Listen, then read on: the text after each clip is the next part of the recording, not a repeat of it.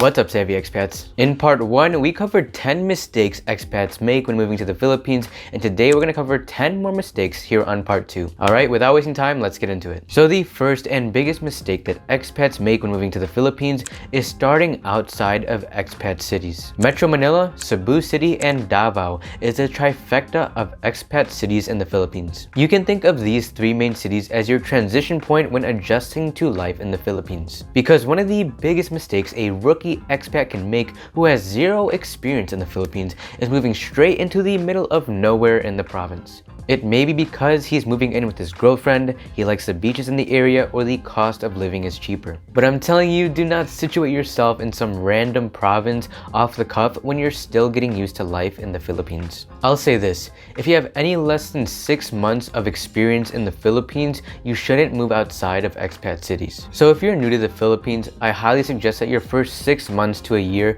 be spent in these major cities. There's plenty of expats there that you can chat with, there's no shortage of modern conveniences, and everything you're used to at home is in these three cities. TGI Fridays, Denny's, Chili's, Texas Roadhouse, Buffalo Wild Wings, Shake Shack, Krispy Kreme, Starbucks, Dunkin' Donuts, and even what just opened up near us, a Ruth's Chris Steakhouse.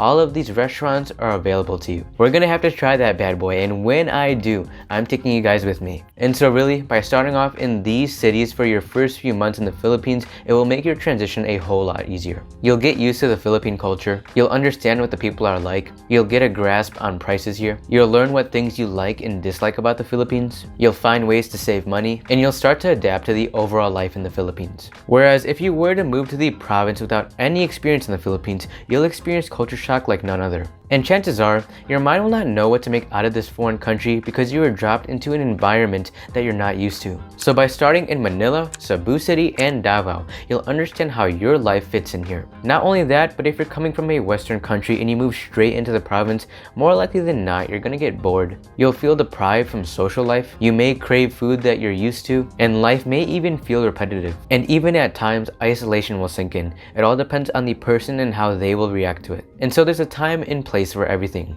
When you arrive in the Philippines, it's time to adjust, and when you're familiar with life in the Philippines, then you can move on to new places. Now for the second mistake that expats make is that they move on the spur of a moment. I can see why it can be tempting to leave a stressful life or the rat race for a much slower paced life in a tropical paradise. But I advise that you of course take your time when making a decision that can be life-changing. Though I've talked about several reasons you should move to the Philippines in the past, it's important that you don't rush your decision. If you move here on the spur of a moment, 90% of the things that you experience here will catch you off guard. Or better yet, take some time out of your day and make a list of reasons you should and shouldn't stay in your country. And then make another list of reasons you should or shouldn't move to the Philippines. And this will narrow down your thought process and give you clarity on such a decision. Another thing you could do is speak to your friends and family for advice. If you can't do that, do your research thoroughly before committing yourself to the Philippines. Overall, it's best to make a well planned out move rather than rush your decision, find yourself unhappy, but you're too far in to change your mind. Now for the third mistake that expats make when moving to the Philippines,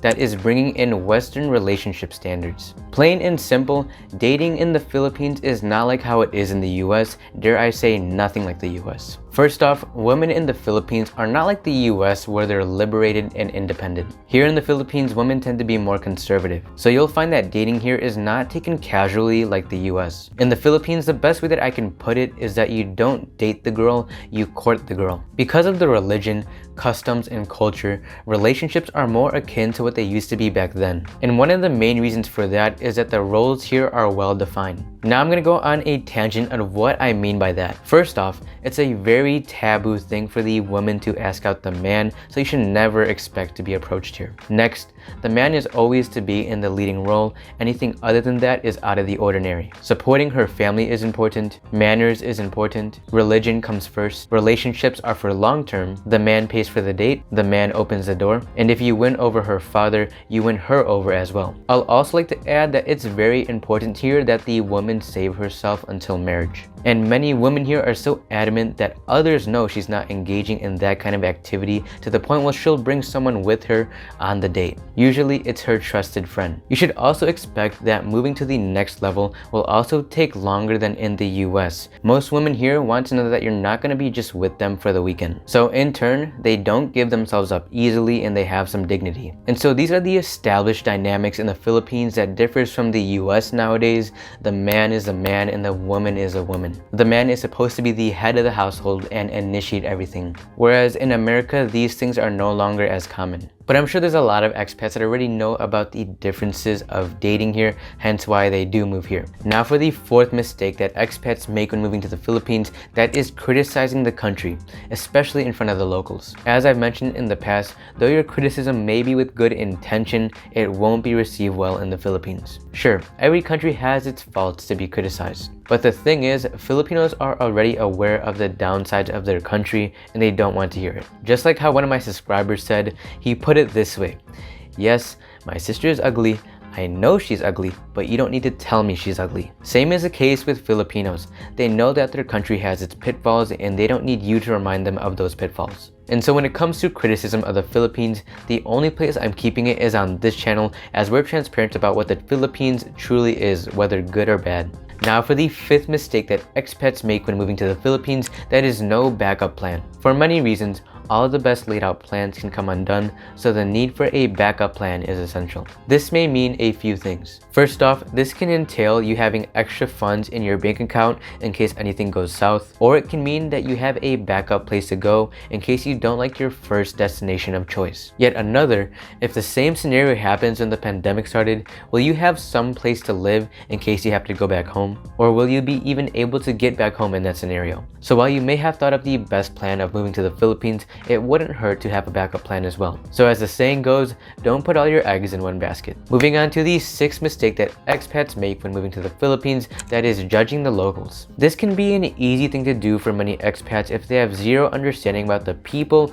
culture, and customs. You may want to judge the locals because of the slow pace, an accent, or the way that they do things. But the thing is, for a lot of you, this is not your home country, so don't expect people to uphold what your people do in your home country. A lot of expats expect Filipinos to change according to their attitude that they brought from their home country. What many fail to understand is that 100 million Filipinos are not going to change for one person. So don't let the kind and soft persona of many Filipinos fool you, because if you push them to the edge, many won't take that. This is their home and we are their guests, unless you're on the fence like many of my American Filipino friends. Don't mean to brag, but we kind of get the best of both worlds. And even for me though, I'm guilty of judging the locals. I don't agree with how some of the things are ran here, but at the end of the day, who am I to say that they have to run things the way I'm used to? Unless I'm paying them, it's no big deal to me and I won't lose sleep over it. Moving on to mistake number 7 that expats make when moving to the Philippines, that is bringing their vices. If you have a vice that you've been meaning to quit in your home country,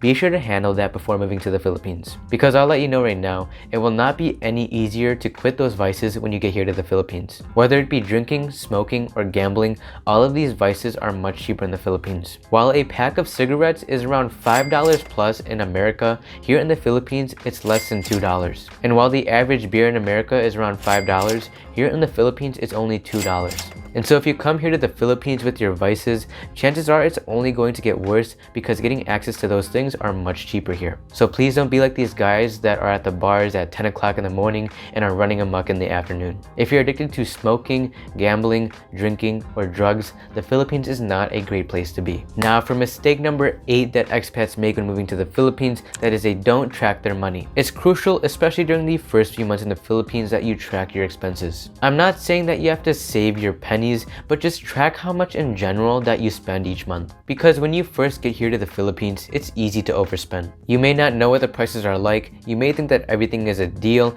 and that your money is endless. But by tracking your expenses, with time you'll find a few things. For starters, you'll find what areas you can save on and also unnecessary expenses. You also may find that you're getting overcharged for certain items because you're a foreigner. And with time, you'll find that your monthly expenses will decrease as you learn on what areas you can save. Now for the 9th mistake that expats make when moving to the Philippines, that is they don't bring quality clothes. The truth is, it's not one size fits all here in the Philippines. Because the average American is bigger than the average Filipino, you may find it hard to find clothes that fit you here. So be sure to bring your own quality clothes from home so that it will last you a long time. Because even for us, the majority of our clothes, if not all the clothes that we wear, is what we brought from home. Depending on where you go, the quality and fabric of the clothes may not last you as long in the Philippines. The fabric may get itchy, the clothes may tear, and it may not uphold well in the washing machine. So though you can buy clothes here for cheap, you get what you pay for. Now for the 10th and final mistake that expats make, which is also a bonus, that is they don't document their journey. I'm not saying that you have to become a vlogger or anything, but documenting your journey in the Philippines may help you out in the long run. Not only can you look back and see what mistakes you made, but you can also use it as a side hustle. The fact of the matter is, there's an increasing amount of Westerners looking to start a new life in the Philippines. And so for you to be part of that journey and share your own personal experiences, you'll cater to a large crowd. And this is really optional. You don't even have to post it to YouTube or anything. The point is that you have writings or posts documenting your feelings, hardships, emotions, opinions, and fresh experiences. Now, if you're planning on starting a YouTube channel to share your experiences in the Philippines, you can email me down below and I'd be willing to help you grow your channel. But overall, whether or not you'll think you'll need it, documenting your journey in some form will only serve you positively. So there you have it, savvy expats. That is 10 mistakes that expats make when moving to the Philippines. If you enjoyed this video and want to see more content like this, let's get this video to 500 likes. And be sure to subscribe if you want to support the channel. And so thank you for watching Savvy Expats, and I'll see you in the next video. God bless.